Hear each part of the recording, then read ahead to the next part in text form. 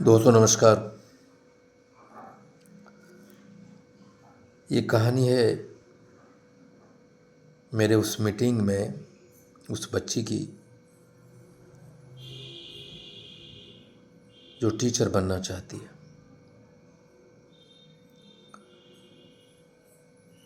उसके उन आंसुओं की जो मुझसे सीने से चिपक के रोई। मैंने उससे पूछा कि बेटा क्या बनना चाहती हो। उसने कहा कि अंकल मैं टीचर बनना चाहती हूँ। आरक्षण छीन गया, कैसा लगता है बेटा। बोले मेरे सपने, मेरे पापा के सपने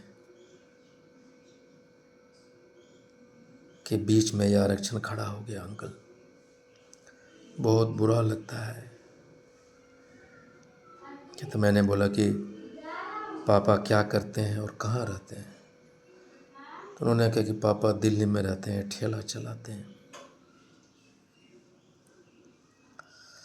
कैसा लगता है, पापा दूर रहते हैं। वो सिसक पड़ी, मेरे सीने से लग गई, रोने लग गई कि हर रोज़ मेरी पापा की याद आती है। हर रोज़ जब मैं कमज़ोर होती हूँ तो लगता है कि काश मेरे पापा मेरे पास होते।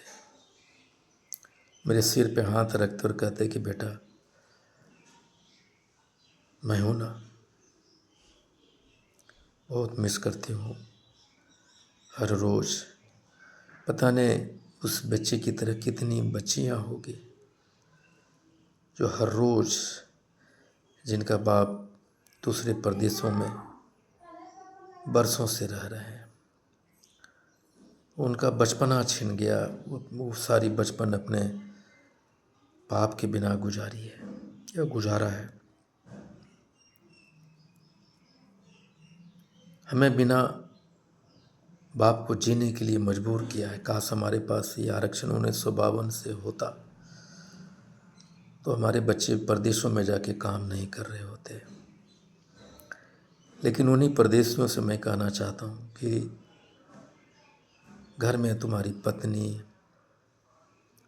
तुम्हारे बच्चे, तुम्हारे माँ बाप सब इंतज़ार कर रहे होते कि छठ कब आएगा, होली कब आएगा, दुर्गा पूजा कब आएगा, कि मेरा बेटा, मेरा पापा, मेरा पति घर आएगा। हर रोज़ आप भी लड़ रहे होते प्रदेशों में। मैं जानता हूँ एक बाप जो प्रदेश में है, राजमिस्त्री है, मार्बल मिस्त्री है, हर रोज़ अपने बेटी के मुस्कान को तरसता है, अपने बच्चे की मुस्कान को तरसता है। जब बीमार होता है तो पत्नी के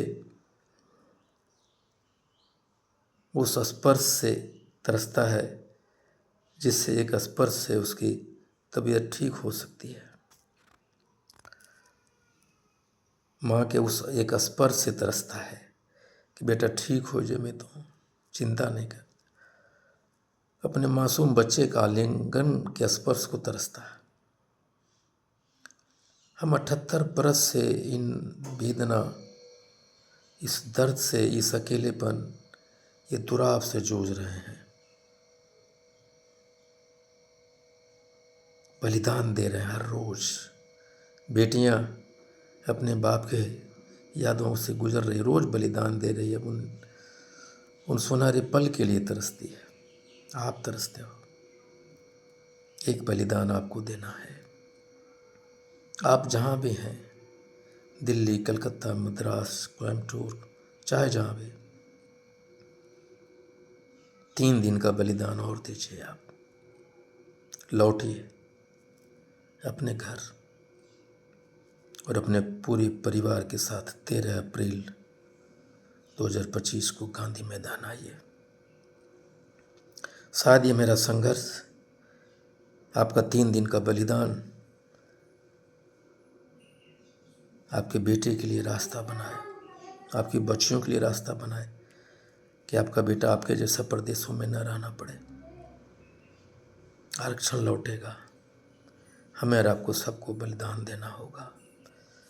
लौटिए 13 अप्रैल के लिए अपने उस छोटी बस्ती के बाहर रास्ता जो बाट जो रही उन आँखों के लिए, बाह जोट रही अपनी पत्नी की उन आँखों के लिए, बाह जोट रही अपनी माँ की आँखों के लिए मेरा बेटा छठ पूजा में आएगा। आपका बेटा आपके जैसा दिल्ली प्रदेश में जाके काम न करे, उसके लिए लौटिए। 13 अप्रैल हमारे लिए महाकुंभ है और मैंने कहा था कि अगर हम 13 लाख जुट गए तो आरक्षण सरकार हमारे घर पे आके देगी।